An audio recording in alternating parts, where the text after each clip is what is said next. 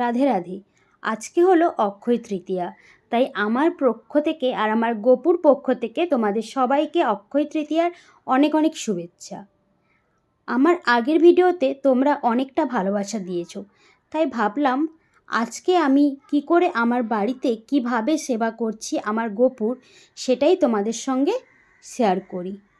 রোজকার মতো আমি আজকেও চলে এসেছি ঠাকুর ঘরে। আর ঠাকুর ঘরে এসেই আমি প্রথমে যেটা করি, গোপুকে একটু আদর করার পর তারপরে কিন্তু পুরো ঠাকুর ঘরটা ধুয়ে মুছে পরিষ্কার করি, যেটা আমি রোজ করে থাকি পুজোর আগে। তারপরে দেখো এখানে কিন্তু গোপুর ড্রেসটা আমি খুলে ওকে একটা পাত্রে রেখে দিয়েছি।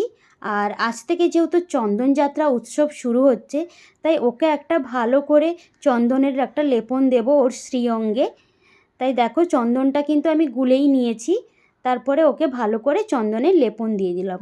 এখন গোপুকে আমি এইভাবেই রেখে দেব কিছুটা সময়, কারণ চন্দন কি করে একটু শরীরটাকে ঠান্ডা করে আর ওরও একটু আরাম লাগবে, তাই ওইভাবে ওকে রেখে দেব। এখন আমি আমার ভোগের প্রস্তুতিটা শুরু করব। তো আমাদের বাড়িতে এই প্রথম আম এলো, আর যখন যেই সিজনে যেই ফলটা প্রথম আনা হয় সেটা কিন্তু ঠাকুরকে ভোগ দেওয়া হয়। তো আম যেহেতু এসছে তাই ওটাই গোপুর জন্য রাখা হয়েছিল।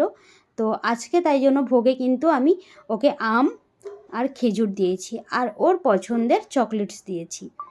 তো এইভাবে আমি আমার ভোগের থালাটা সাজিয়ে নিয়েছি। তারপরে দেখো গোপুকে কিন্তু একটা মালা পরিয়ে দিয়েছি আর একটু ধূপটা ঘুরিয়ে নিলাম। তো এইভাবেই এখন গোপু থাকবে, ততক্ষণে আমি পুজোর বাকি সমস্ত জোগাড়টা করে নিয়েছি। আর দেখো চন্দন মেখে আমার গোপুকে কি সুন্দর লাগছে, তাই না? আর আজকে জানো তো বাগানে একটাই মাত্র সাদা জবা ফুল ফুটেছিল, তাই ওটাই গোপুকে দিলাম। আর এই যে জামাটা দেখছো, এটা গোপুর নতুন ড্রেস, যেটা আজকে ওকে আমি পরাবো।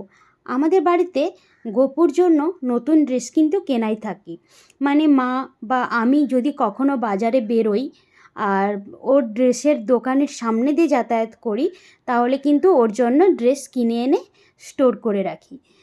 কারণ কোনো ওকেশন থাকলে তাহলে ওকে নতুন ড্রেস পরাতে পারবো। বাকি সময় কিন্তু আমি ওর ড্রেসটা রিপিট করি, অবশ্যই সেটা ভালো করে ধুয়ে মুছে পরিষ্কার করে আমি রোদে দিই, তারপরে কিন্তু সেটা গুছিয়ে রাখি, দেন ওকে সেই ড্রেসটা পরাই। কিন্তু আজকে যেহেতু অক্ষয় তৃতীয়া, তাই ওকে একটা নতুন ড্রেস পরাবো। তো দেখো ওকে কিন্তু আমি চন্দন মাখিয়ে রেখেছিলাম, তারপরে কিন্তু ভালো করে ওর গায়ে যে জলটা লেগেছিল ওটা কিন্তু ভালো করে মুছে দিয়েছি, যাতে এক ফোঁটা জলও যেন না থাকে। তো ভালো করে মুখ হাত পা সমস্তটা মুছিয়ে দিয়েছি। এখন ওকে আমি এই নতুন ড্রেসটা পরিয়ে দেব। আর এই ড্রেসটা পরে আমার গপুকে কেমন লাগছে তোমরা কিন্তু অবশ্যই কমেন্ট করে জানিও। দেখো আমার গপু তো আমার কাছে সবসময়ই সেরা, ওকে তো আমি খুবই ভালোবাসি, কিন্তু তোমরাও জানিও ওকে এই নতুন ড্রেসটা পরে খুব ভালো লাগছে কিনা, কারণ আমার কিন্তু ওকে দেখে সত্যিই খুব ভালো লাগছে। তারপরে কিন্তু আমি পুজোর সমস্ত জোগাড় করে নিয়েছি, আর দেখো এখানে আমি পুজোটা শুরুও করে দিয়েছি। তো রোজকার যেরকম পুজো করি তেমনই করেছি, বিশেষ কিছু নয়। আমি যতটুকু পারি বা যতটুকু জানি ততটুকুই করি। তো আশা করি এই ভিডিওটাও তোমাদের ভালো লাগবে, কারণ আগের ভিডিওটা তোমাদের অনেকেরই খুবই ভালো লেগেছে, সেটা আমি ভিডিওর ভিউজ দেখে বুঝতেই পেরেছি। তো আজকে জানিও তোমাদের ভিডিওটা কেমন লাগলো আর আমার গোপুকে কেমন লাগলো, সেটা কিন্তু জানাতে অবশ্যই কমেন্ট করবে। চলো দেখা হবে আরও একটা নেক্সট ভিডিওতে।